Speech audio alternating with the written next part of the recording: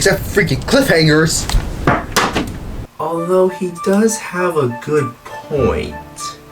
And I guess since The Legend of Zelda is one of the better storytelling games, and it won Most Anticipated Game of the Year at the Game Awards the other day, I guess we should be talking about how it will end?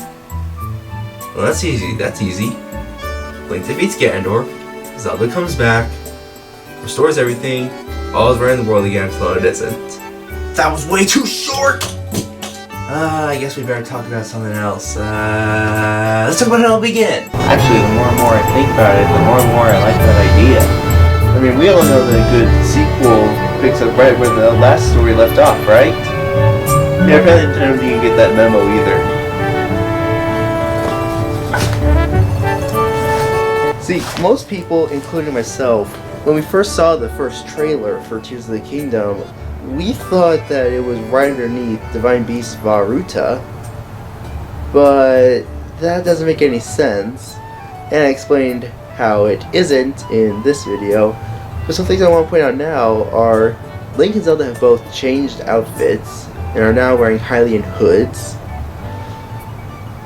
They have wrangled this buffalo thingy and stocked it up with supplies for quests.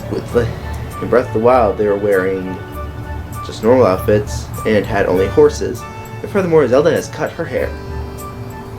So unless on the ride over, she pulled out the Master Sword and just cut it right then and there.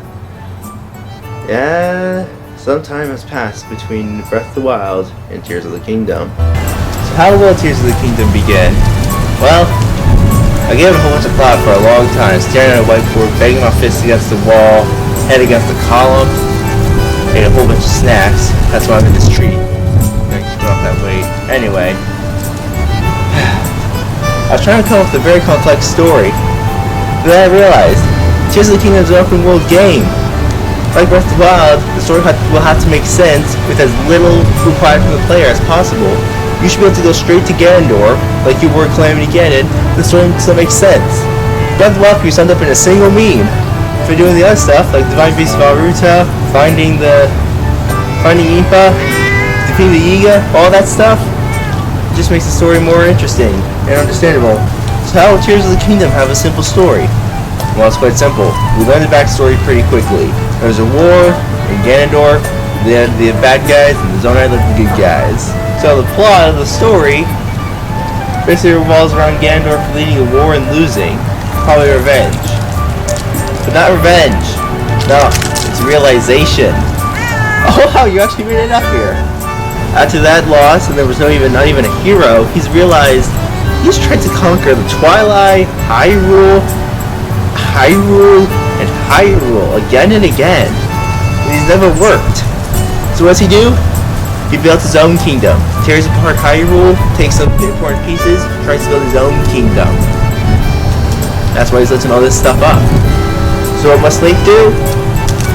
Well, Link must travel back in time using the Zonai hand at certain locations, learn the story of what happened with Ganondorf, and each time gain a new power, and restore the Master Sword piece by piece. Zelda, on the other hand, she's been separated to go on a journey of her own. Whatever that is, I don't know. But as for how they found Ganondorf, that's a question I've been asking myself for quite a while. I think I finally got it. Zelda is a scholar. Chances are she read a book. You know, like smart people do. She read a book and heard about an ancient evil sealed away so as never to reign on Hyrule again. That's why we had Calamity Ganon and not Ganondorf. Because there was no body for the malice to go into.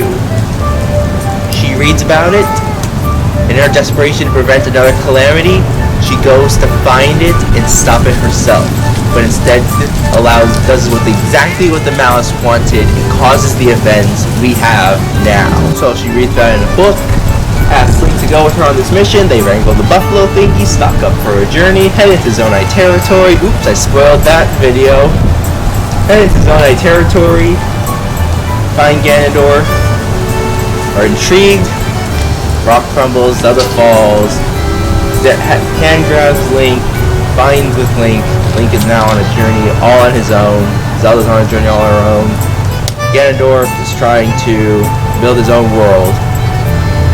Honestly, I can already see the final battle. Ganondorf hurls stuff at you.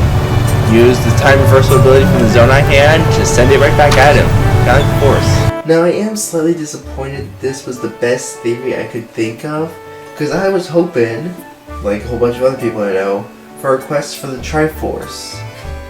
But there's still hope. If Link was to get all the powers, he could then possibly unlock a special dungeon, and then claim the Triforce within that dungeon, kind of like the Fierce Deity mask in Majora's Mask, and then gives him special power to defeat Ganondorf with. So we could still have a quest for the Triforce. Anyway, that's all I got for this theory. Tell you guys what, if we can reach 50 subs before Tears of the Kingdom comes out, I'll buy a Nintendo Switch. If we can reach 100, I'll buy Tears of the Kingdom with it, when we can play through out of it.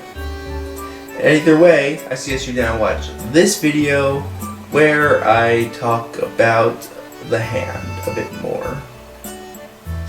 Till then, see you later, gamers.